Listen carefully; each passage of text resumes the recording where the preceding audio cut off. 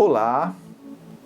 Quando você ouve arte na internet, o que vem à sua mente? Vem o site de um museu famoso, ou o site de uma galeria de arte, ou o portfólio digital de um artista com várias obras? Ou será que vem um meme? Bom, além de tudo isso, você precisa conhecer também uma produção que acontece na internet, uma produção que é pensada para a internet, que é a chamada web art, ou net art, ou internet art. Produção essa que, além de nos fazer pensar sobre a internet em si, também nos faz pensar nas nossas relações cotidianas, contemporâneas, com as tecnologias digitais. Eu sou Fábio Fon, sou artista, sou pesquisador, doutor em artes e estou aqui nessa série Falas da Web Art no Brasil para trazer depoimentos de artistas brasileiros sobre suas obras marcantes. Essa série se baseia na pesquisa que já tem mais de 20 anos, Web Art no Brasil, que você pode acessar no endereço que está aí na tela. E nesse episódio nós vamos começar com ele, que é um dos artistas brasileiros que começou quando a internet ainda era mato. Ele que criou ainda nos anos 90 um site experimental de web art, de net art, e que vai falar pra gente sobre esse site, sobre o contexto desse site. Nós estamos falando de Daniel Seda, com seu site Stutifera Naves.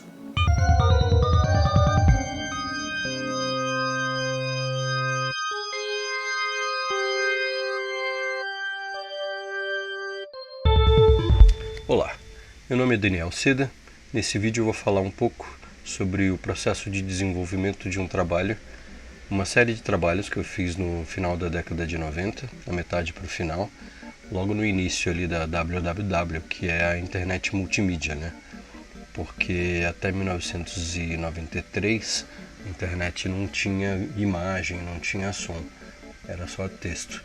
Então, quando essa internet multimídia chegou no Brasil, em 95, uma pequena geração de artistas começou a experimentar nesses formatos, assim, o que seria possível fazer de arte, especificamente na internet, nessa internet que havia então. Para mim, a coisa mais interessante dessa internet multimídia era o hipertexto. Era você ter essa possibilidade de uma não linearidade narrativa, não linearidade discursiva. Então eu fiz uma série de trabalhos experimentando essa estrutura conectiva, onde você tinha uma espécie de um painel, e desse painel você podia saltar para outros lugares que estavam conectados a ele, e nessas outras páginas a mesma estrutura, assim. Então é uma estrutura em rede, algo que depois pode ser chamada de rizomática, né? O Mil Platões tinha acabado de ser escrito, né? Eles publicaram em 1992, o Deleuze e Guattari. Então toda essa questão da multimídia, surpreendentemente, eles descreviam de uma certa maneira nesses livros, assim, que eu estou lendo com mais atenção agora, por isso que eu estou falando.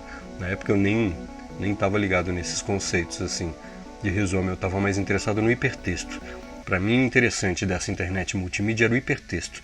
Era a possibilidade de você conectar, não linearmente, várias estruturas e combinar imagens e textos e alguns sons e animação e coisas coloridas, preto e branco, e essa narrativa desconstruída e hipertextual. O mais interessante para mim era isso. Então eu fiz esse trabalho que chamava Stutifera Naves. Stutifera Naves é um nome que eu tirei de um livro do Foucault, que ele fala da história da loucura, né? Então tem um capítulo que descreve esse barco, esse navio, onde eles jogavam os loucos, as pessoas que não se encaixavam, e esse navio ficava viajando pelos rios da Europa, sendo rejeitado por todas as cidades, e é uma espécie de pré-hospício, assim. O que acontecia era um exílio.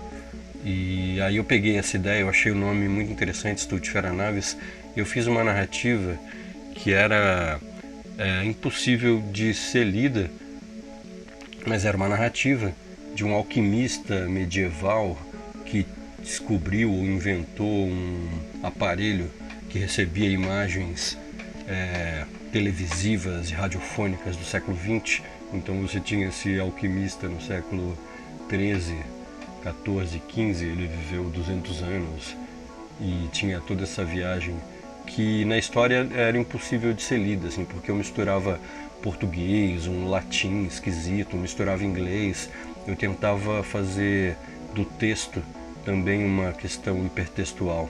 Então o próprio texto ele conectava, as palavras se transformavam em outras palavras, assim. Mas era uma coisa que estruturalmente era bastante interessante, assim, era uma grade toda dividida, você clicava e aí cada subjanela abria outras subjanelas ou se juntava numa subjanela maior. E era uma estrutura, uma narrativa bem interessante, assim.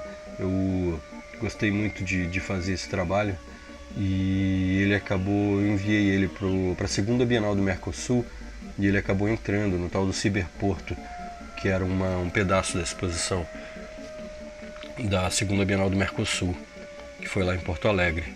Então eu tinha acabado de me formar, né? Estava me formando na universidade, eu não conhecia ninguém, assim, mandei para o trabalho para uma exposição que era importante e entrou. Foi uma coisa bem importante no início da minha carreira.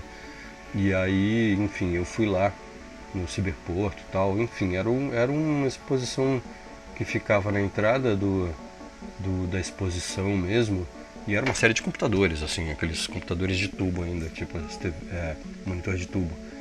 E, enfim, as pessoas sentavam lá e ficavam vendo, né? Então, é isso. Meu nome é Daniel Seda e essa foi um pequeno memorial desse trabalho Stultifera Navis, que é uma fase que eu gosto muito de trabalhos multimídia. Muito obrigado, Daniel, por essa fala, por esse depoimento, que é um depoimento importante para a gente poder entender o contexto inicial dessa produção, no momento em que a internet surge e os artistas estão ali para poder experimentar, poder conhecer, descobrir uma linguagem. Aliás, a gente agradece também ao Daniel porque ele teve o esforço de buscar as imagens, os materiais desse trabalho, já que o site Stultifera Navis, ele não está plenamente online, né? Tem algumas partes apenas, enfim, é meio complicado porque os sites mais antigos sofrem com a atualização tecnológica, né? Plugins e navegadores que vão, aos poucos, impedindo que a gente acesse conteúdos mais antigos. Nós agradecemos também a você que está aí nos vendo nesse momento e antes de falar do próximo episódio da nossa série, eu lembro a vocês que se você tem interesse nesse universo da arte digital, da arte tecnologia, da web art, você pode acessar fabiofon.com e lá nós temos inclusive mentoria em arte digital. A gente tem ainda nesse momento algumas vagas disponíveis para artistas que querem pensar, que querem produzir nesse universo da arte tecnologia, das artes digitais, da web art, enfim. Bom, o próximo episódio nós vamos trazer o trabalho de 4 importantes artistas. A gente falou do Daniel Seda, né, que ele era um dos artistas brasileiros que começou a criar quando a internet ainda era mato. Esses artistas, eles chegaram quando o mato nem tinha crescido ainda. São eles Dina Domingues, Gilberto Prado, Suzete Venturelli e Tânia Fraga, que faz o depoimento sobre NetLang, esse trabalho bastante importante da web art no Brasil. Até lá, um abraço, tchau!